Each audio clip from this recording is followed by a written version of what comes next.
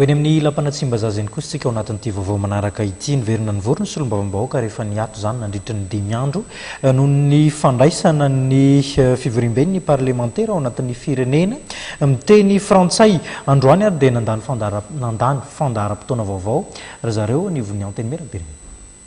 Lanadiny sy mbola tokony olanin'ny antenimierampirenena ao anatin'ny fivoriana tsy ara-potoana ny parlemantera ny volavolan-dalàna momba ny fampihavana-pirenena dia anisany tafiditra ao anatin'ny fandara-potoana vaovao ny antenimierampirenena. Ilaina dia ilaina ny fandaniana ity lalàna ity zany handrafetana ny FFM vaovao ho an'ny repoblika fahaefatra koa dia zava-dehibe ny fandaniana zany ary mazava ho azy fa ny antenimierampirenena dia mandinika ny hahatsara sy ny hahasoa sy ny hampandroso ity firenena ity ary araka ny teny ombenimbieny moa dia tsy sakana ho an'ny fampandrosona ny Madagasikara ny solombavambahoaka fa vomaika hampandroso ity firenena ity ka dia mino aho fa dia ho lany amin'ity fivoriana tsy ara-potoana ity izany lalàna mandrafitra ny FFM vaovao mikasika ny réconciliation nationale. Ankoatr'io mijery ihany koa ny volavolan-dalàna mikasika ny cybercriminalité izay vao naroso ny gouvernemanta ny solombavambahoaka. Niverina arak'izany fa hisy ny fantsiana ety ny parlemantera momba ny anjiny ny faharoapolo ao anatin'ity lalàna ity